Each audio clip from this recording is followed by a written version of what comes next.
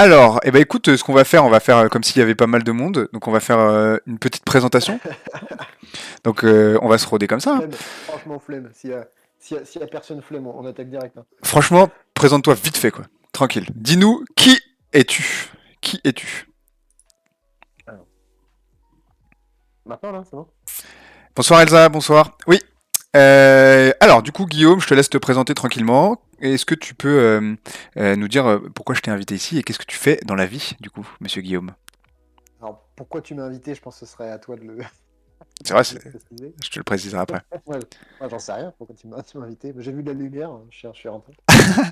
Non, qui je suis? Bah, je m'appelle Guillaume, je suis kiné. Je travaille en cabinet libéral dans le 95. Je vois une patientèle quasiment exclusivement musculo-squelettique, que ce soit sédentaire ou sportif. Et j'ai une activité à mi-temps aussi, donc ça c'est la moitié du temps, et l'autre moitié du temps, je fais de la formation, que ce soit initiale ou continue. Voilà. D'accord. Nous, on s'est rencontrés du coup pour préciser à ceux qui nous regardent quand on a fait notre master ensemble, et c'est là où nous sommes devenus Ah là là, intimes, n'est-ce pas? quelle Quelle histoire! histoire? Voilà. Quelle histoire! Bonjour Marco Lescro, bonjour, merci de nous suivre. Et du coup, je t'ai contacté parce que je sais que tu donnes pas mal de formations et ce thème qui nous intéresse aujourd'hui, qui est le raisonnement clinique, est un thème qui est qui te tient à cœur et sur lequel tu donnes des formations. Alors, je vois qu'il y a un problème de son, je vais monter un peu le son de Guillaume. Est-ce que vous pouvez me dire si c'est bien comme ça? Est-ce que c'est mieux là le son de Guillaume? Guillaume, tu peux parler? Est. Attends, j'ai un petit micro, j'ai chopé un micro-cravate là, peut-être que c'est parce que il est pas. Non, non, Ah, c'est ok, je attends, t'avais descendu en fait. test. Ah, tu m'as descendu? Ouais, je t'avais descendu. Est-ce que là c'est ok? Beaucoup mieux. Bah parfait. Écoute, j'ai géré ça en quelques instants. Merci, Bad Giver. Voilà. Donc Un oui, génie. Guillaume donne pas mal de formations. Tu traites du raisonnement clinique, c'est un de tes domaines qui t'intéresse pas Ah, mal. pas mal de formations. Non, je donne quelques formations, hein. C'est vrai, c'est vrai, c'est vrai. En quoi tu donnes des formations du coup en ce moment justement? Où est-ce on peut te retrouver? Bah, du coup, ça me fait donner un peu mes liens d'intérêt. Exactement. Donc, je travaille pour différents organismes de formation. JMK à Dole, euh, Kiné Lille Formation à Lille et Kiné au Top, qui fait des trucs à plusieurs endroits dans la France. Et pour l'instant, moi, il y a des trucs qui sont prévus à Lyon et à Lille. Très bien. À Lille, une formation à laquelle je serai présent, bien évidemment, Apparemment. pour te soutenir. Je pense qu'on va bien rigoler. Je pense aussi qu'on va bien rigoler. Ça va être très sympa. Venons-en à nos moutons. Nous sommes là donc ce soir pour parler un petit peu de raisonnement clinique. Pour moi, l'idée, pour te donner un peu ce que je voulais aborder, c'était déjà qu'est-ce que c'est le raisonnement clinique finalement pour nous en tant que kiné et quelle a été un peu l'évolution du raisonnement clinique au fur et à mesure des années, parce qu'on est passé quand même à pas mal de changements de modèles ces derniers temps. Et du coup, ce que tu pensais un peu des meilleurs modèles actuels et ce qui pouvait être intéressant à transmettre pour tous les professionnels et les étudiants qui nous regardent. Donc, première question, c'est qu'est-ce que le raisonnement clinique finalement? Comment tu pourrais définir ça? Déjà, déjà, à savoir que moi, je suis pas un. Enfin, on va dire, j'ai pas fait d'études spécifiques là-dessus. Ok. Donc, c'est mon, ma, mes recherches personnelles, mon approfondissement personnel, mes formations personnelles. J'ai pas de grade académique là-dessus. Euh, et déjà, j'ai pas l'impression qu'il ait tant changé que ça. Je pense que c'est plutôt les kinés qui l'ont découvert. Parce que tu vas dans d'autres types de formations, par exemple chez les infirmières, les infirmiers, ils en parlent pas mal. Donc je pense que c'est plutôt les kinés qui découvrent ça, en fait. Un petit peu plus, un Et peu sur le tard, quoi. ouais, Comme, comme beaucoup de choses. comme sur beaucoup de choses, ouais. Ouais. Ben, Euh, il y a quelque chose. Je sais plus combien c'est cette étude qui étudie un peu le temps de transfert entre une information qui sort et qui commence à être validée et qu'elle arrive en pratique clinique. Je crois que c'est 17 ans, quelque chose comme ça. 20 ans, ouais. 20 ans, c'est ça. C'est une vingtaine d'années, ouais. Ah, stylé, stylé. Euh, mais c'est entre. Mais ça, alors ça, de mémoire, j'ai pas la source en tête, hein. C'est le temps qu'une information scientifique passe la barrière de l'académie et arrive dans le savoir populaire. Stylé. 20 En ans. gros. On est lent, hein. On est quand même lent, hein. Bah oui, mais bon, c'est comme ça que ça. Et Tu sais, après, grâce à des gens, justement, comme toi qui donne pas mal de formations continues, ça permet de essayer de briser cette barrière des 20 ans un peu. Alors après, moi je forme des professionnels et des étudiants, donc c'est pas le savoir populaire. C'est vrai que c'est pas le savoir populaire. Bah, le savoir populaire, vous pouvez le retrouver tous les mercredis soirs sur Twitch, sur ma chaîne, sur Pause Santé. Et c'est exactement. Ouais, c'est ça, c'est plus les chaînes de vulgarisation, les vulgarisateurs qui, je pense, s'intéressent à ça et diffusent plutôt dans le grand public. D'accord, ok. Donc pour revenir un petit peu sur le réseau. Et Vas-y, dis-moi. ouais, j'ai pas répondu à ta question du coup. C'est un peu moins, un peu moins. J'ai pas oublié, j'ai pas oublié. Euh, Même pas travailler, Adrien. Même pas travailler la transition. Mais c'est ça, être un bon animateur. et, euh, et par contre, tu vois, genre, c'est pas spécifique au kiné non plus. Tout à fait. Tu vois, par exemple, il y a des formations en ligne qui existent, par exemple, pour le raisonnement clinique de l'Université de Montréal. Et en fait, ils te prennent des situations cliniques qui sont proches de ce que, par exemple, un plombier pourrait rencontrer, un mécanicien pourrait rencontrer. Et en fait, ils prennent des exemples dans plein de métiers différents, comme ça, Ouais. pour te rendre compte qu'en fait, le raisonnement clinique, c'est pas quelque chose qui est spécifique à la médecine, qui est spécifique encore moins au kiné. Voilà. Donc, la définition du raisonnement, ce serait euh, un processus dans lequel tu as différents items qui vont interagir. Et chez nous, en kiné, ces items, ça va être le patient, avec son environnement, avec ses croyances, avec sa vision du problème. Ça va être le thérapeute, Ouais. avec, pareil, sa vision du problème, ses connaissances, son rapport au patient, son environnement à lui, son passé, et éventuellement le contexte dans lequel tout ça évolue. Ça va Ok. être le processus d'interaction entre tous ces trucs. Et est-ce que tu connais du coup justement des métaphores ou des choses par d'autres professions à laquelle tu peux rapprocher un peu pour, on va dire, euh, donner des images un peu du raisonnement qu'on peut avoir en santé qui parfois est un peu obscur pour certains qui n'ont jamais réfléchi à ce sujet-là? Je suis pas sûr de bien comprendre ta question. Bah, tu sais, tu parlais du raisonnement qui est pas du tout quelque chose qui est conscrit à la santé. Je sais pas si Ouais. toi, dans tes cours, tu utilises parfois des méthodes de raisonnement qui sont dans d'autres domaines, justement pour illustrer un peu le raisonnement clinique que nous on peut avoir. C'est juste savoir si tu avais des métaphores qui pourraient être, nous, intéressantes aussi, si on veut en parler à nos étudiants ou si on veut en parler à des patients. Non, parce que les patients, je parle pas de raisonnement clinique avec eux. C'est rare, ça peut arriver, mais c'est rare. Euh, qui- Non, là, comme ça, tout de suite, j'ai pas de métaphore pour le raisonnement clinique. Ok, Parce que c'est plutôt par la pratique que ça se comprend, en fait. Plus que. C'est pas quelque chose dont je vais pouvoir donner une image. C'est quelque chose qu'il faut expérimenter, qu'il faut tester, en fait. après, Ah oui. je pense que ce qui est intéressant justement sur le raisonnement, et je pense que c'est là où tu fais une grande étape dans l'amélioration, toi, de ton propre raisonnement, c'est quand tu arrives justement à conscientiser certaines étapes de ce raisonnement-là. Non? Je sais pas si tu es d'accord avec Ah ça. oui. Ouais, si, je pense que c'est une première étape, effectivement, qui est nécessaire pour pouvoir l'améliorer, parce que on sait qu'il y a plusieurs étapes, on sait à chaque étape, éventuellement, tu peux te péter la gueule. Ouais. Donc, si t'as conscience de chacune de ces étapes, potentiellement, tu peux, enfin, essayer en tout cas, de limiter les erreurs de raisonnement, même si c'est impossible d'avoir zéro erreur de raisonnement. Bien sûr, et ça, je pense que c'est quelque chose qui est important à donner, c'est on a beau faire le plus de prise de recul et le plus de éviter les biais, etc. C'est en tant qu'humain, c'est juste impossible d'être Oh, complètement moi, free. enfin, je le dis souvent, je me trompe tous les jours, mais j'essaye de me tromper le moins possible et que ce soit le moins grave quand je me trompe. Déjà, c'est ça, et puis surtout Tu vois? de Bah tiens, reconnaître quand tu t'es trompé pour pouvoir essayer de plus refaire d'erreur. tu veux une métaphore, typiquement, tu vois, je suis sur ma route, si je loupe une sortie, c'est pas très grave. Tu vois. Mais si j'oublie de freiner quand il y a un accident devant moi, là c'est grave. Ah, c'est un peu plus grave. Après, ça dépend, laquelle te fait arriver en retard à ta destination. C'est ça la question. Bah, je pense que dans un cas, je risque un peu la mort, Ah donc ouais, c'est ça. J'avoue. Mais c'est une très bonne métaphore ça. ouais, bon, Et ça vaut. tu parlais un petit peu des étapes de raisonnement clinique. Est-ce que tu peux un peu nous Ouais. les décrire ou nous les donner si tu as des choses à nous dire là-dessus? Alors, moi j'ai pas mal lu. Comment il s'appelle? Ah putain, j'ai un trou là. Ouh là là, je suis fatigué. Lundi soir.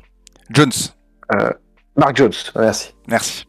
J'ai Heureusement pas mal que lu Mark Jones. ah oui, c'est un grand. Il a beaucoup Euh, écrit sur le raisonnement justement. Il a fait partie des. ouais, ouais, et puis il a pompé justement pas mal de trucs à d'autres gens, Je savais pas ça. dont les mêmes.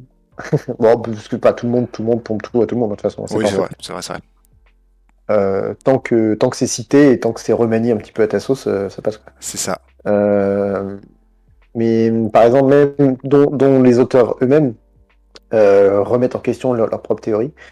Par exemple, tu as peut-être déjà lu le bouquin de Daniel Kahneman sur système 1, système 2, tout ça. J'ai pas lu, mais Euh, j'ai des notions là-dessus. c'est lourd à lire, c'est super dur à lire. Ouais. Putain, moi, je me le suis farci, j'ai dû le faire en plusieurs fois parce que c'était. Est-ce que c'est mieux que. Est-ce que c'est plus lourd que le Seigneur des Anneaux? C'est ça la question. Le Seigneur des Anneaux, j'ai pas réussi à le finir. À lire, alors que t'as réussi à finir ce bouquin-là? Bon bah voilà.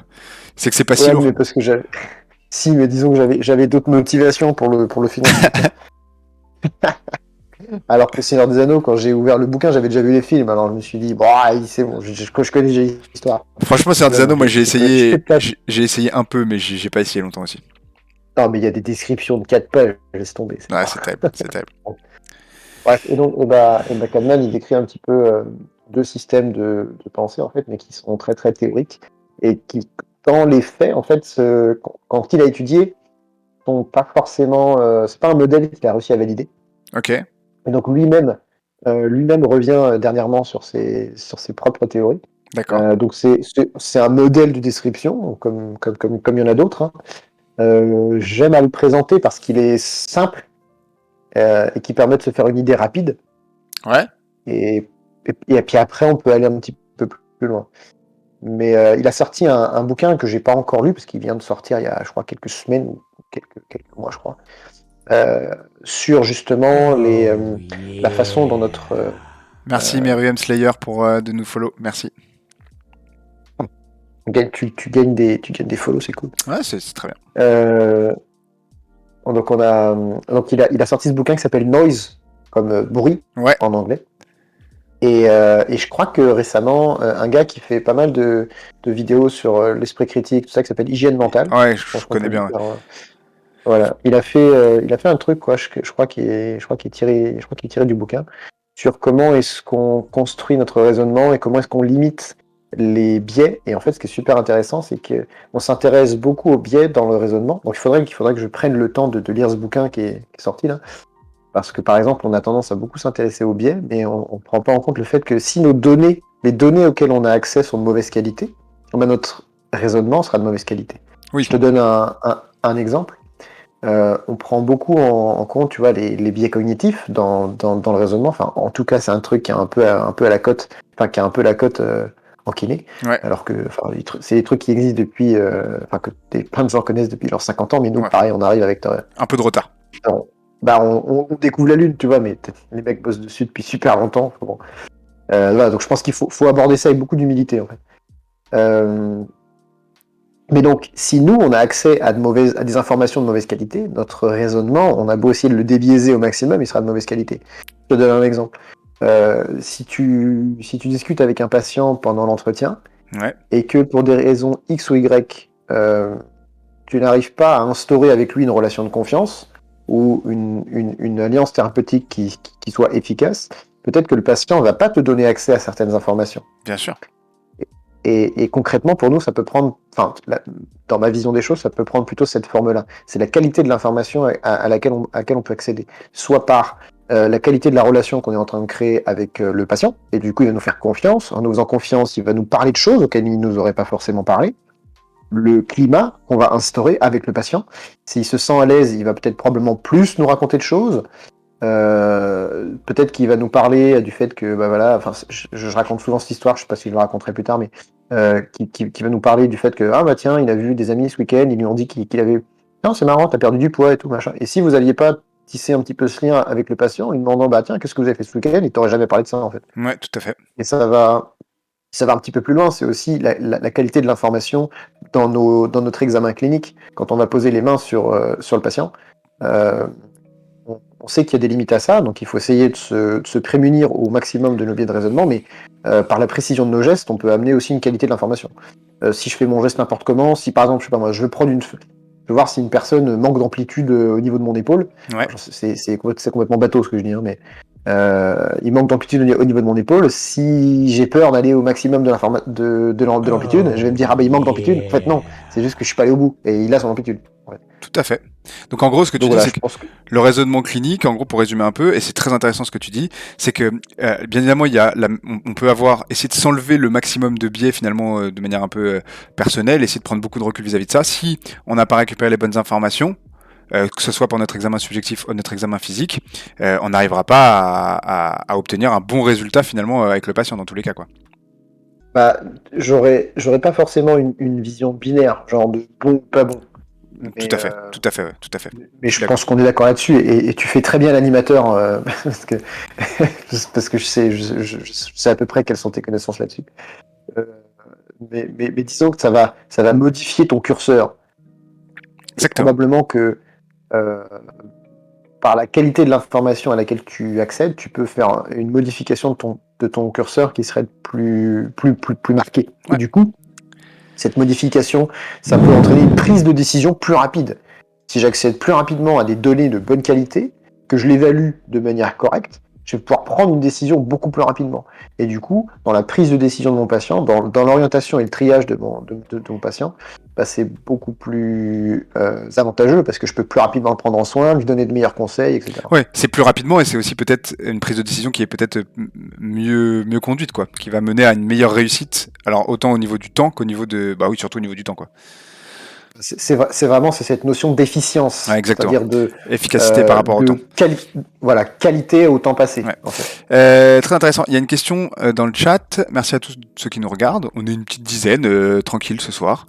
Il y a une petite question pour toi, Guillaume. Du coup, qu'est-ce que tu conseillerais à un étudiant ou à un kiné qui débute et qui voudrait justement apprendre un peu plus sur le raisonnement clinique? Quelle lecture ou quelle peut-être ressource tu connaîtrais accessible, on va dire, justement, sur de la vulgarisation du raisonnement clinique, peut-être? Moi, j'en ai une ou deux après que je pourrais vous donner, mais je vais laisser Guillaume en parler un peu avant. Bah, le truc, c'est que justement, en tout cas, alors c'est peut-être moi qui me suis pas intéressé à ça, mais en termes de vulgarisation du raisonnement clinique, j'ai pas connaissance d'énormément de ressources.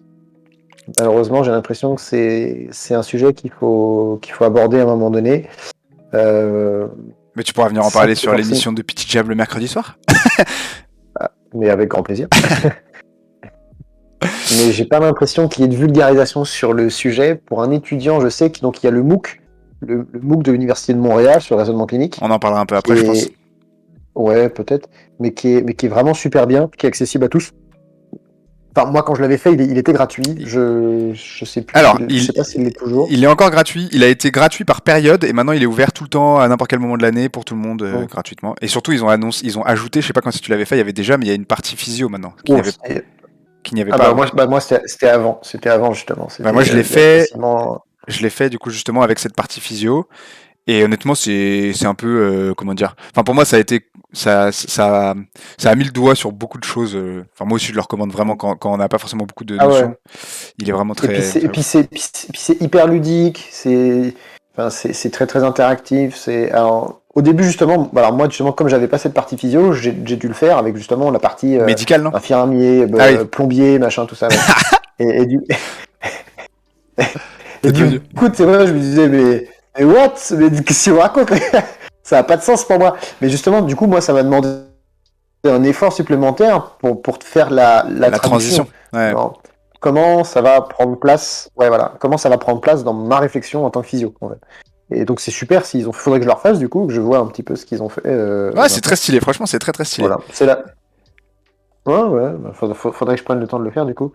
Eh ben, merci, Donc merci c'est la Adrien de première mettre ça chose dans le chat. Adrien nous a mis le lien dans le c'est chat la carrément. première chose qui me vient. Ouais, ouais, ouais, je viens de voir, c'est cool. C'est la première chose qui me vient en tête quand on me demande de la vulgarisation. Mais le problème, c'est que enfin, j'ai pas trop cherché à vulgariser ça. Non, c'est En vrai. tout cas, autre que ma ma propre vulgarisation à moi quand je donne cours. Bah après, déjà pour les étudiants, je pense que il y a,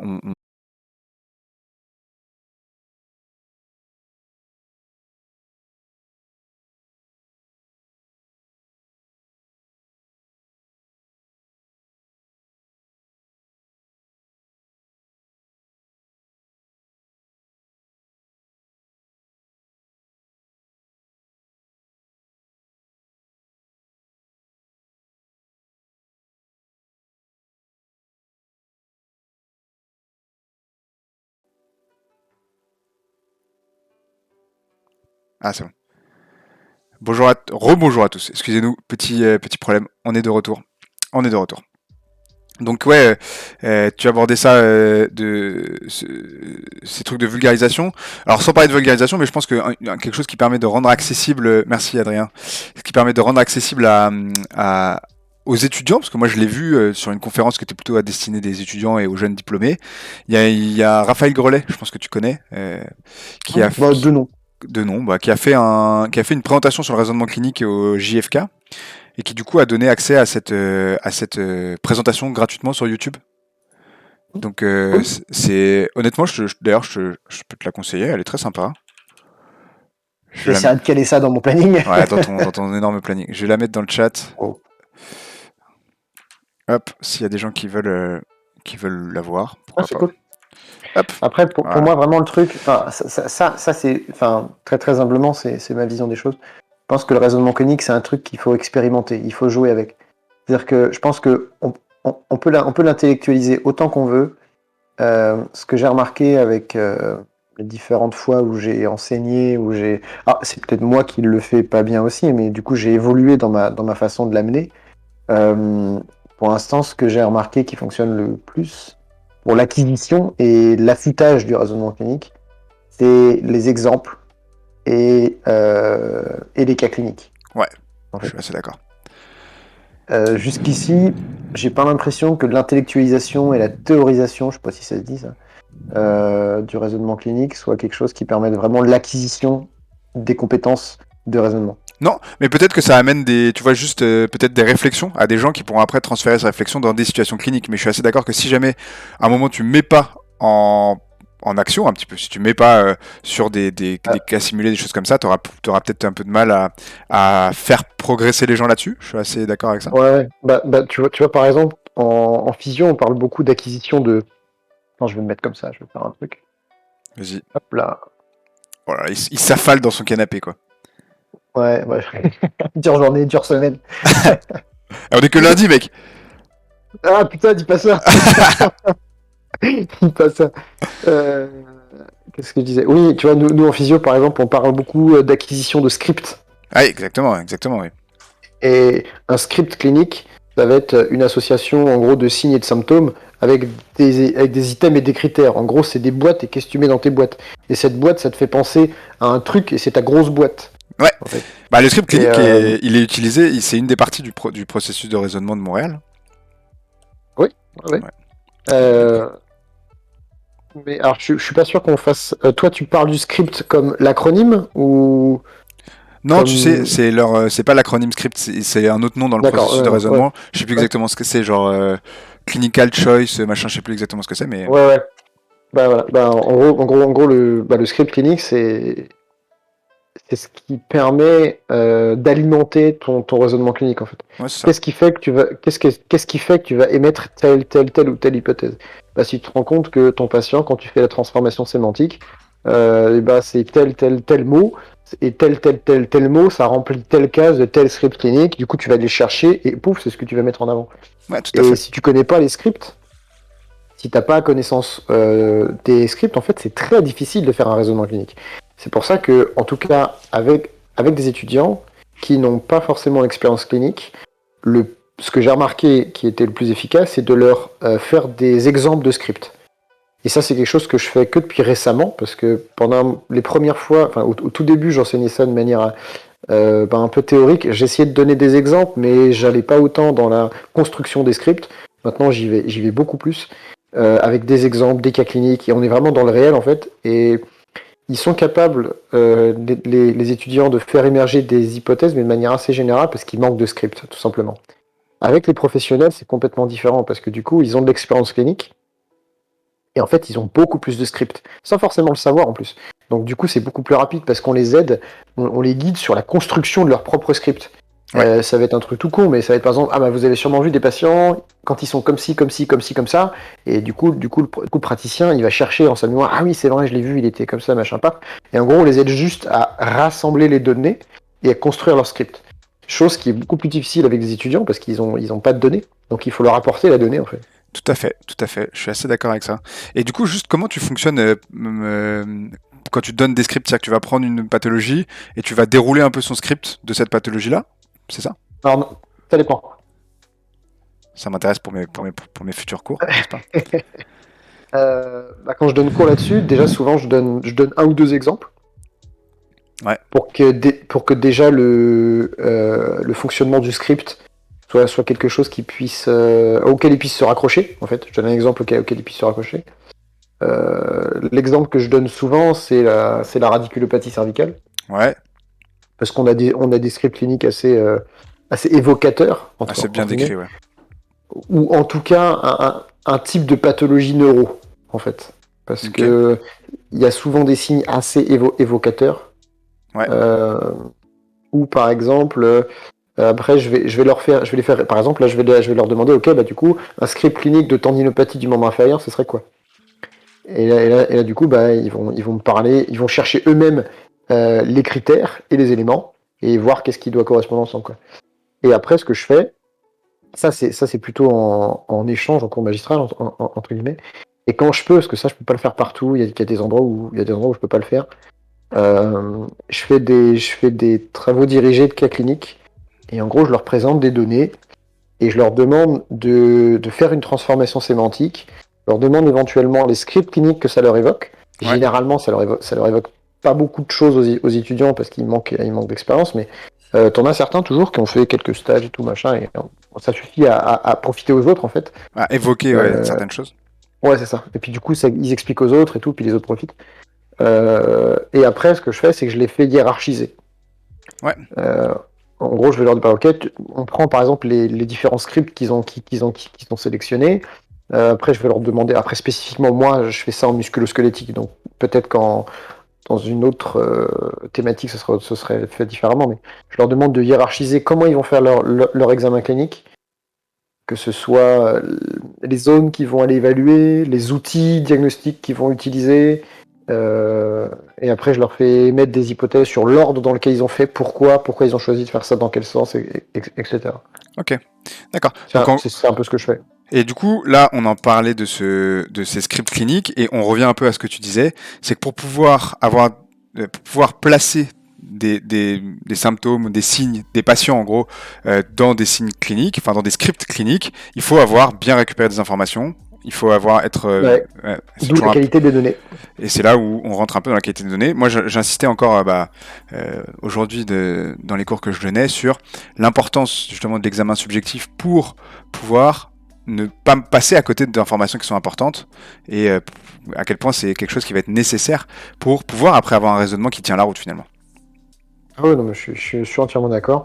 Et souvent, c'est même un truc que certains étudiants réalisent. Je pense que les professionnels le voient beaucoup plus parce qu'ils se rendent compte que tu as quasiment tout dans l'examen subjectif, quoi.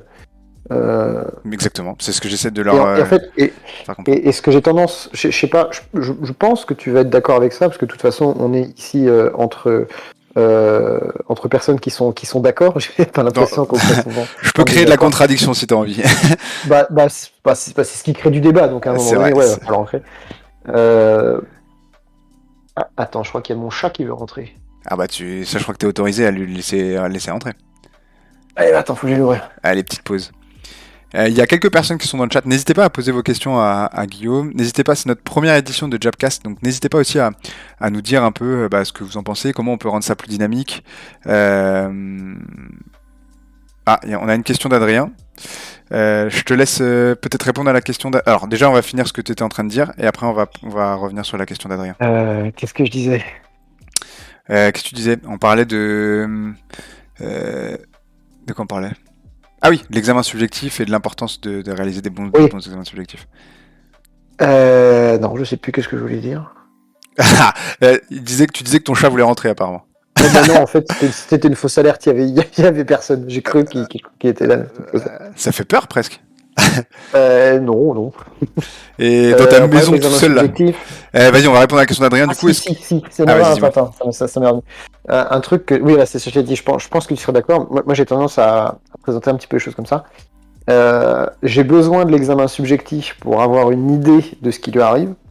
J'ai besoin de l'examen clinique pour savoir comment le traiter. C'est intéressant. L'examen clinique te permet surtout de pouvoir, comment dire, créer un pronostic et essayer de développer un C'est plan de ça. traitement, c'est ça?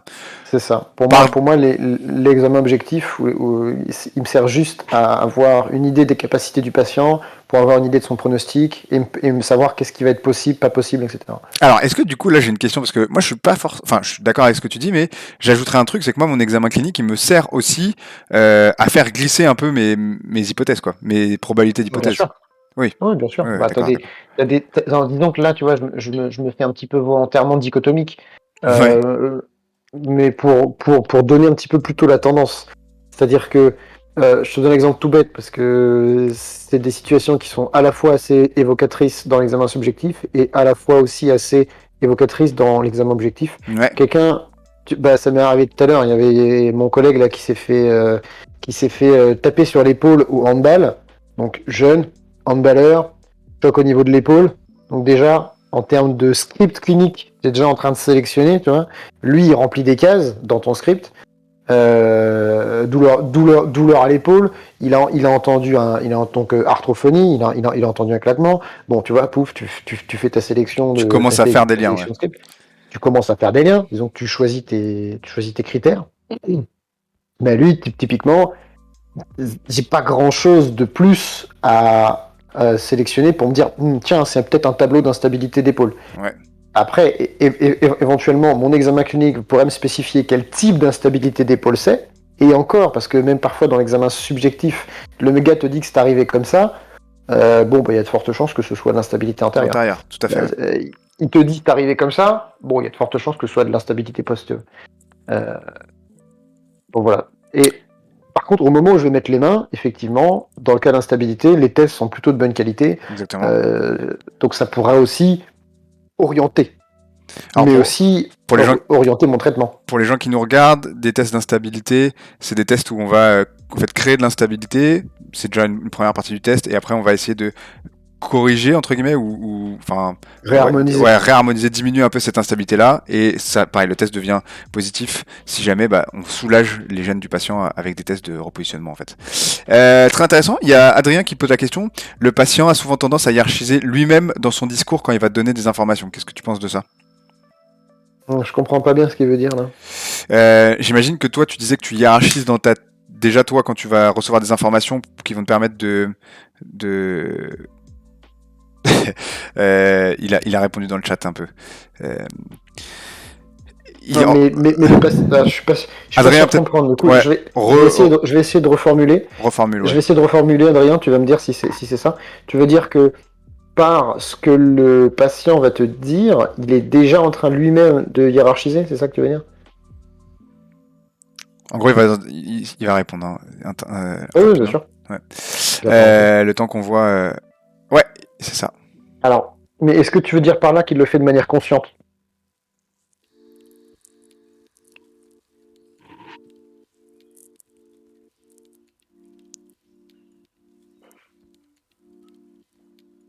Pas forcément, justement. C'est ce qu'il nous dit. Bah oui. Et c'est ce que je te disais, enfin, c'est ce que je disais au tout début, c'est la qualité de la donnée. Parce que le patient, il peut te donner de l'information, et peut-être parfois pas la bonne, pas complète. Et donc, comme le fait que lui, il va hiérarchiser, et t'as raison, sans s'en rendre compte, parce qu'il va te dire ce qui lui paraît pertinent euh, à ses yeux, mais c'est pas forcément ce qui va driver à la fois ta décision diagnostique, ta décision pronostique et ta décision thérapeutique en fait.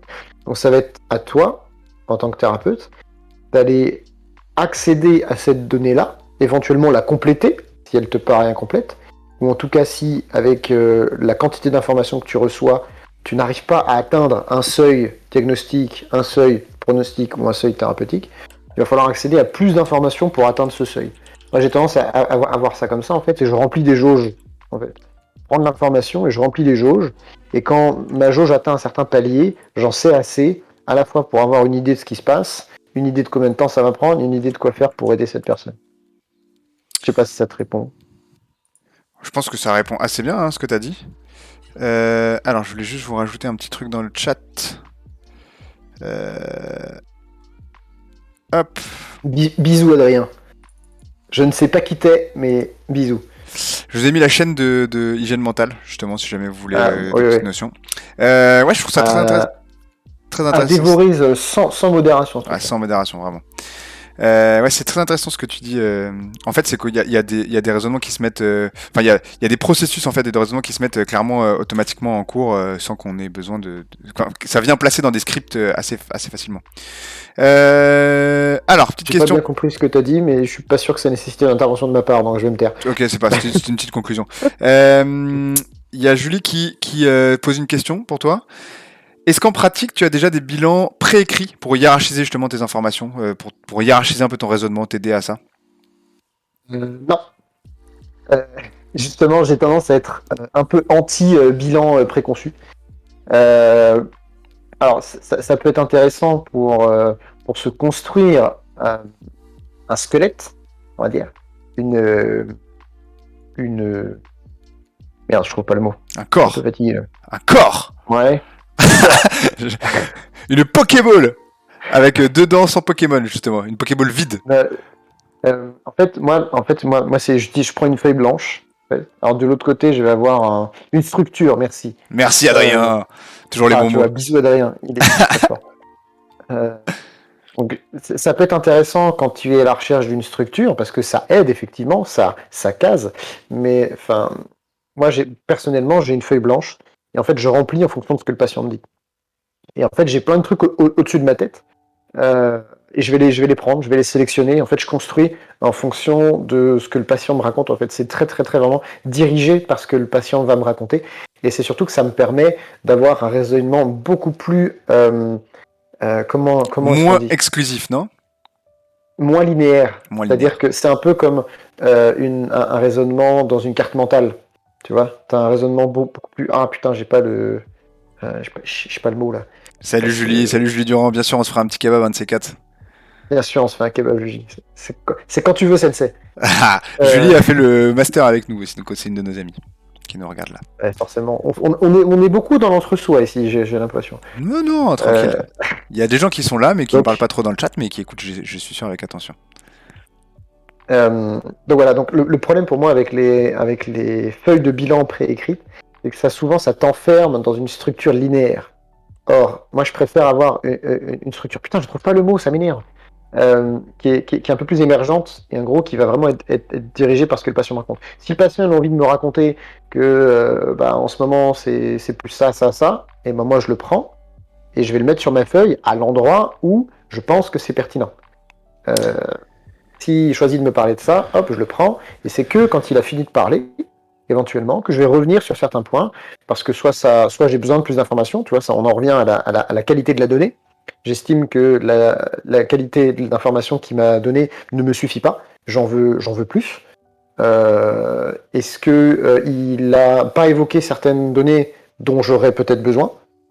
Euh, et en fait, voilà, c'est comme ça que je vais fonctionner, moi. Ouais, et moi je vous encourage, alors je l'ai pas fait depuis un certain temps, mais je l'ai fait pendant un moment, c'est de faire justement des feuilles de bilan, ou comme tu disais, partir d'une feuille blanche, et au lieu de marquer des points, je pense que c'est ce que tu fais peut-être exactement, c'est de vraiment prendre sa fiche bilan comme un mind mapping, et partir de ça, une carte mentale, Bah, comme tu tu disais, vois, et de tu vois partir de là. justement, Ça c'est quelque chose, il faudrait que je le refasse d'ailleurs, je suis en train de me dire. avec les étudiants, justement, j'essaie de les entraîner à réfléchir avec des cartes mentales. Parce que ça permet beaucoup plus de flexibilité mentale. Le problème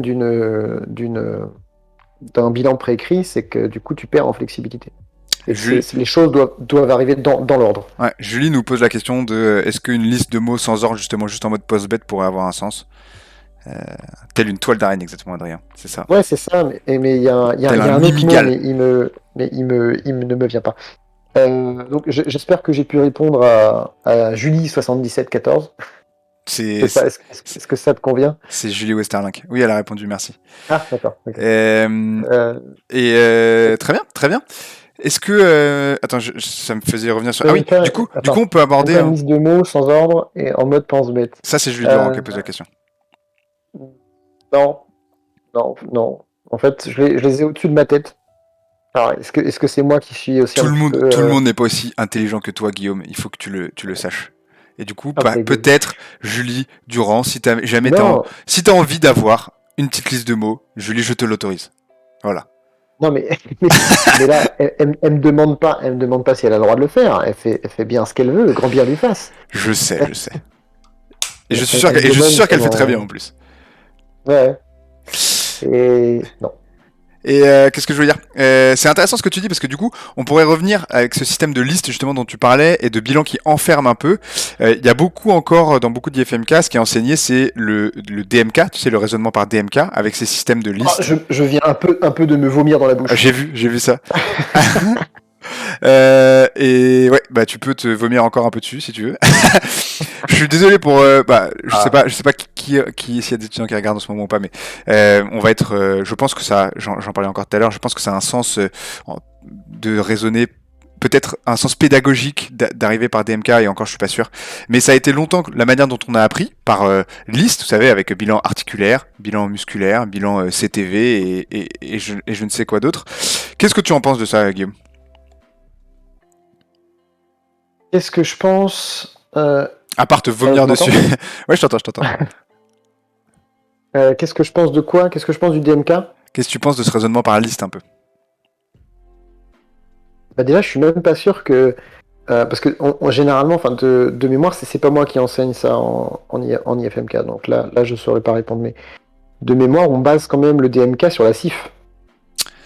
Alors, de mémoire, est-ce que t'as raison? J'avoue, je sais pas, c'est pas moi non plus qui donne les enseignements. Ah, bah il y a Julie qui pose la question en même temps. Que penses-tu du raisonnement Ouais, basé sur la CIF? parce que de mémoire, justement, le DMK, il est basé sur la classification internationale du fonctionnement. Ok, tu sais quoi, je savais même pas. Et, et la CIF, J'ai hâte d'envoyer ce podcast au responsable pédagogique des écoles. Ouais, on va éviter, hein. Moi, j'ose de me faire virer, euh, sinon. bon, ok. Euh, je pense que, en fait, la CIF, c'est un putain d'outil de malade. C'est juste qu'il n'est pas amené de manière sexy. Je suis assez d'accord, hein. Je suis assez d'accord. Et surtout, il est amené à un moment où les étudiants n'en perçoivent pas la portée. Tu sais, on leur fait ça quand ils sont en première ou deuxième année. Et en première ou deuxième année, ils sortent tout juste de PACES. Ils veulent quoi? Ils veulent faire la bamboche. Ils veulent se la coller. Et ils veulent partir au way. Tu vois, c'est tout. Dommage, il y a le Covid qui est passé par là. Ah ouais, les miskines, les pauvres. Ouais, je sais pas. En vrai, moi, je me suis toujours posé cette question-là de est-ce que c'est nécessaire de passer, tu sais, est-ce qu'on pourrait pas enseigner dès le début du, par exemple, processus de raisonnement clinique de Montréal? Mais moi, j'en suis persuadé, putain, j'en suis persuadé. Moi aussi, je Moi, pense, hein. en gros, Les gens moi, je sont me pas suis bêtes, toujours quoi. dit. Mais non, mais voilà, en fait, c'est ça. Arrêtez de prendre. De toute façon, ça c'est un dicton que j'ai toujours eu. Et d'ailleurs, généralement, quand j'ai des stagiaires qui arrivent avec moi, ils se prennent un coup de pression dès le départ. Je leur dis, on essaye de pas prendre les gens pour des cons. Exactement. Et les étudiants aussi, du Et, coup. et du coup, bah, les gens, ça comprend les étudiants, ça comprend les collègues, ça comprend les patients, ça comprend tout le monde. Mm. Euh, Moi, je suis sûr que c'est donc je quelque chose pense que, qui pourrait ah ouais, faciliter beaucoup de compréhension après sur toutes les mais études. bien sûr. Alors après, et ça a été le cas dans un IFMK. Je trouve ils font ça assez bien. C'est qu'ils y vont par palier. Ouais, bah, C'est-à-dire, oh vas-y. merde, j'ai plus de batterie. Attends. Mais tu sais il Euh, pourrait, bah, je rebondis sur ce que tu disais, mais par exemple sur la décomposition, parce que la composition justement de ce PRC, du processus de raisonnement clinique de Montréal, comme elle est décrite justement par étapes. Tu pourrais très bien passer d'étape par étape. Et si tu veux aller dans toute la grandeur de tout ce projet-là, bah, ça pourrait être, ça pourrait être quelque chose on pourrait y aller petit à petit, quoi. Voilà. Julie, par palier, alors oui, on va attendre la oh, réponse de j'arrive. Guillaume, mais je pense que je pense que c'est ce qu'il voulait dire, hein. C'est que C'est juste que j'ai plus de batterie. quand tu as des gros processus de raisonnement, tu peux vraiment arriver à simplifier un peu les choses, ou en tout cas d'avancer petit à petit pour progresser et pour essayer justement d'acquérir des choses petit à petit et voilà quoi. Hop, On va voir ce que Guillaume c'est nous dit de ça. branché, c'est bon. Ouais. Pardon, du coup. Bah justement, Julie se posait la question de ce que tu entendais par du raisonnement, l'apprentissage par palier du raisonnement clinique. Ok. Bah, en gros, ce serait donner. Et tu vois, je sais pas si j'avais voulu proposer ça pendant un moment, je l'avais proposé dans différents IFMK, et en fait, personne n'en a voulu. J'avais vu ça. Comment il s'appelait? Putain, faudrait que je le retrouve ce truc. Attends, laisse-moi 2 secondes. Ouais. Bon, c'est pas très grave, je verrai après. Euh, J'avais vu ça au JFK 2019. Il y avait un Belge qui était venu présenter, en fait, un jeu de cartes. Ah oui, je l'ai vu, je crois, cette conférence aussi. Ouais, ouais, et c'était vachement bien. Et en gros, en fait, c'est comme un peu le jeu des 7 familles. Et j'avais voulu même faire ça pour mon master. Au final, je me suis ravisé, j'ai fait autre chose. Euh, mais en gros, l'idée, c'est que tu donnes, si tu veux, différents paliers de difficulté. En gros, pour par exemple K1, K2, et c'est un peu déjà ce qui est fait, c'est juste que je pense qu'il faudrait l'amener de manière un petit peu plus différente, et là, du coup, de manière assez ludique, avec des cartes, par exemple. Pour un premier niveau de difficulté, ce serait de donner accès à des informations concernant le système orthopédique, musculo-squelettique, donc les amplitudes, etc. Machin. Euh, un degré supérieur, ce serait, par exemple, donner accès aux sensations du patient. Mhm. Un degré supérieur, ce serait prendre en compte les Facteurs facteurs psychosociaux. psychosociaux. Ouais. Un autre, ce serait par exemple prendre les données épidémiologiques. Et tu vois, et on irait vers la santé publique en fait. Ouais, Où la santé publique, c'est un truc pareil qui est vachement bien, qui est vachement intéressant, mais c'est souvent amené de manière très chiante, ou en tout cas c'est compris de manière très chiante, euh, alors que c'est vachement bien, c'est vachement utile, et il faudrait qu'on en fasse tous en fait, mais on n'est pas sensibilisé à ça. Mais en fait, Donc, tu le vois très très bien d'ailleurs dans le raisonnement. Alors, je sais pas comment, quelle est, enfin, je tape sur personne ou sur aucune manière de faire, mais tu le vois même sur des étudiants qui sont en K4 encore maintenant. Il y a vraiment des problèmes de mise en lien des couches qu'ils ont en eux. Ils ont beaucoup de savoir, beaucoup de connaissances, beaucoup de couches qui sont posées les unes par rapport aux autres, mais qui sont pas perméables, quoi, qui passent pas de l'une à l'autre. Ils ont probablement des données. c'est le fameux faire des liens. Ouais, mais il est dur. Hein. Non, mais je pense qu'ils ont des données, tu vois, comme tu Mais dis, ils ont peut-être des cours pourquoi? de santé publique. Après, ils ont peut-être des cours d'un côté de Oui, mais parce qu'on leur fait physio. pas de lien, on leur fait pas de lien nous-mêmes. C'est à nous de leur faire les liens. Mais exactement. Tu sais, on leur dit ouais, faites des liens. Bah, mais s'ils ont pas d'exemple, Mais moi, je comment suis tout tu à fait veux que d'accord avec toi. Mais si tu pars justement sur tu sais, tu veux avancer dans le raisonnement, comme tu dis, sur 4 ans, on a 4 ans quand même pour avancer dans du raisonnement poussé, et que tu leur apprends à faire des liens justement pour avancer, ça serait génial, je trouve. Hmm, Ouais, bien sûr. clairement. Tu vois, Euh, tu vois, par exemple, dans les travaux dirigés que je donne sur le raisonnement clinique, c'est exactement ce que je fais. C'est cette montée en puissance dans la complexité des cas, déjà, ouais. dans l'information aux données, dans l'accès aux données.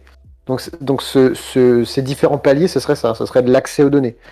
Parce que, par exemple, quand tu es en K1, K2, déjà, tu apprends à peine l'anatomie, donc tu n'arrives même pas à savoir où c'est une insertion, ton truc, ton machin, tu es perdu, ton os, tu sais pas dans quel sens il est, euh, ton muscle, tu sais pas où il va, tu sais pas ce qu'il fait, donc Oui, déjà, déjà si apprends tu ça. commences à ce moment-là à demander aux gens de parler de facteurs psychosociaux, c'est peut-être pas Voilà. le plus, le Disons plus. qu'il faut quand même une base.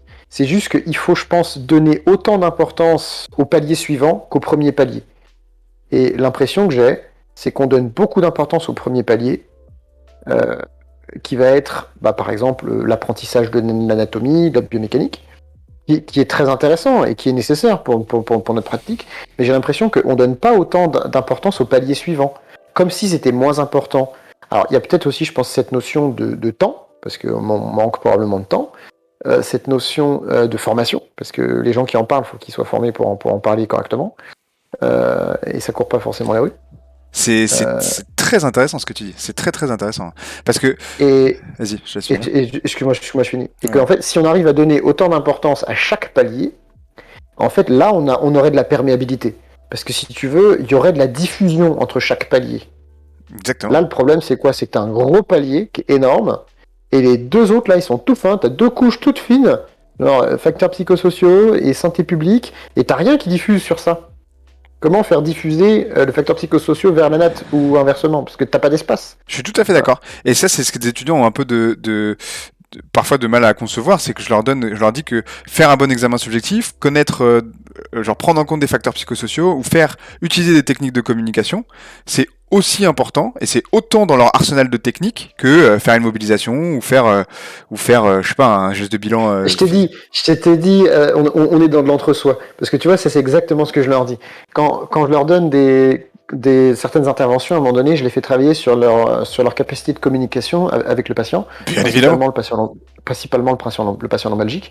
Et donc, ils rencontrent des difficultés parce que je les mets en difficulté. Je fais exprès de leur donner des cas où il y a des gens qui vont dire des trucs, qui vont me désarçonner et tout machin, ou de les mettre en face de personnes qui présentent des caractéristiques psychosociales assez déroutantes. La personne qui catastrophise comme une ouf, la personne qui est hyper anxieuse, etc. Parce que c'est ce qu'ils vont rencontrer, c'est la réalité du terrain. Et là, souvent, ils sont un peu perdus, et je leur dis, mais les gars, de la même façon que vous entraînez votre compétence 1, et ben la communication, c'est la compétence 5.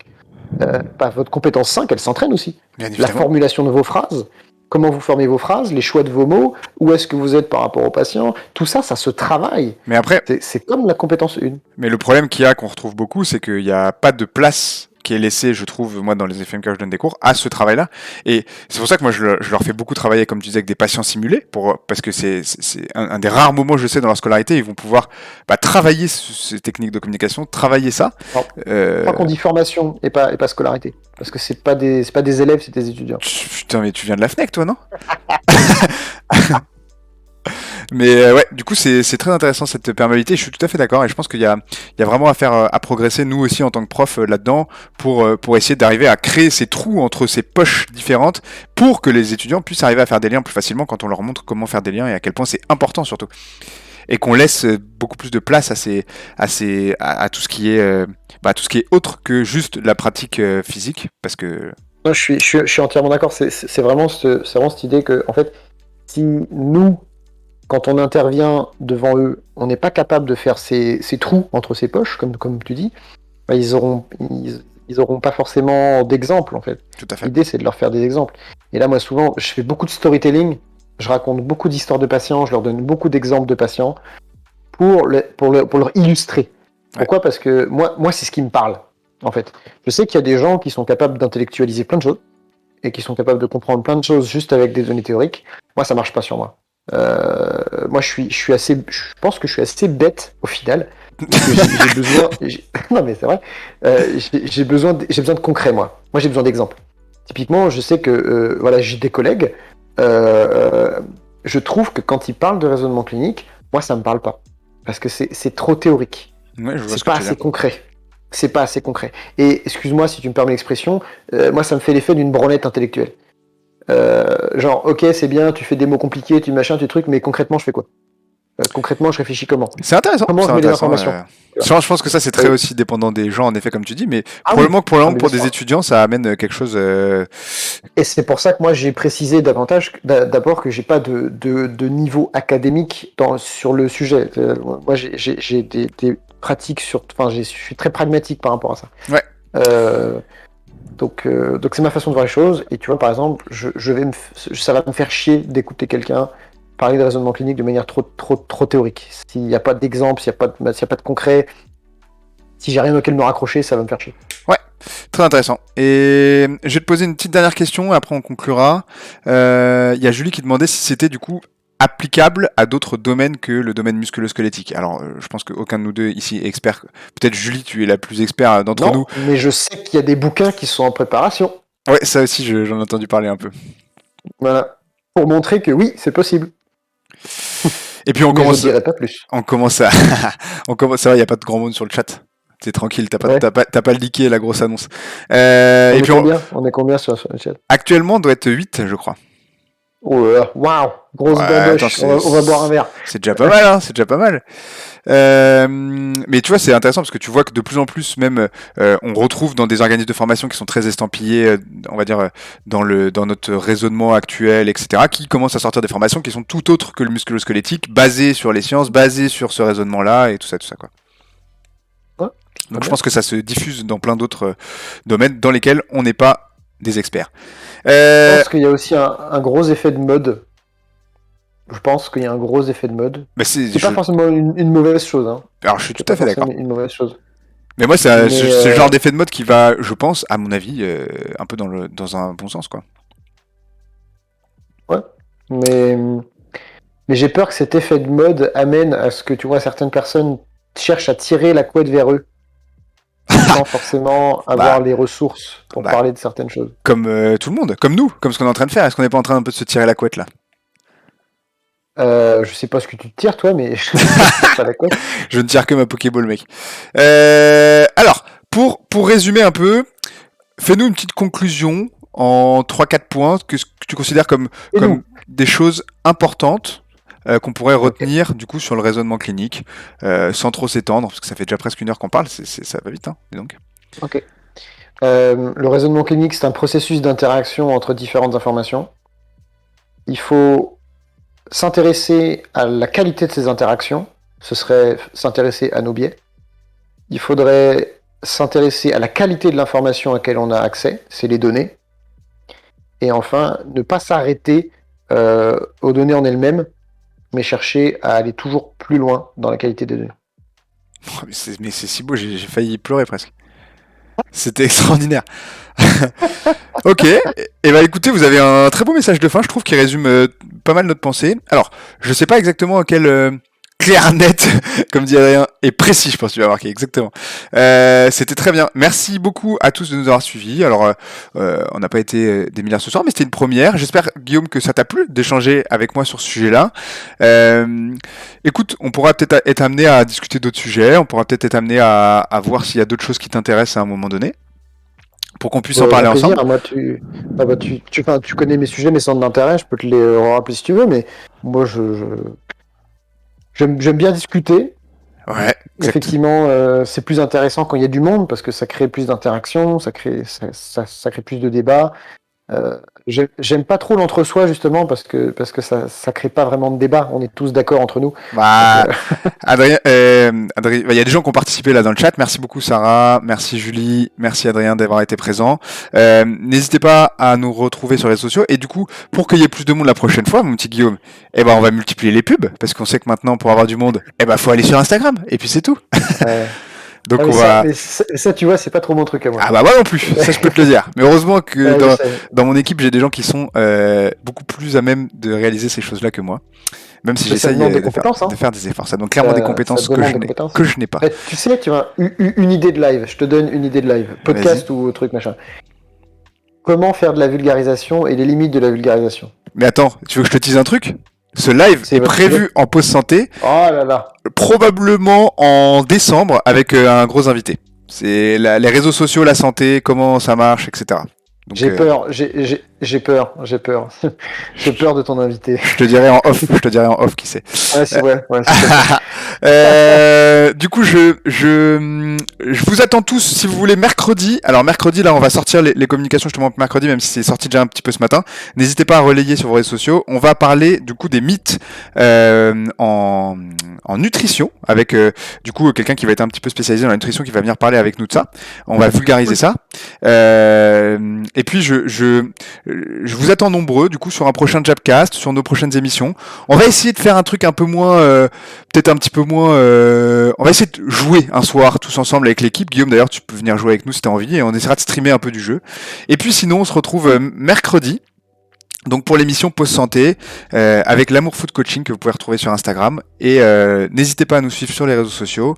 Je vous souhaite à tous une très très bonne soirée. Merci encore Guillaume. Merci à tous d'avoir participé dans le chat. Salut les Jabbers.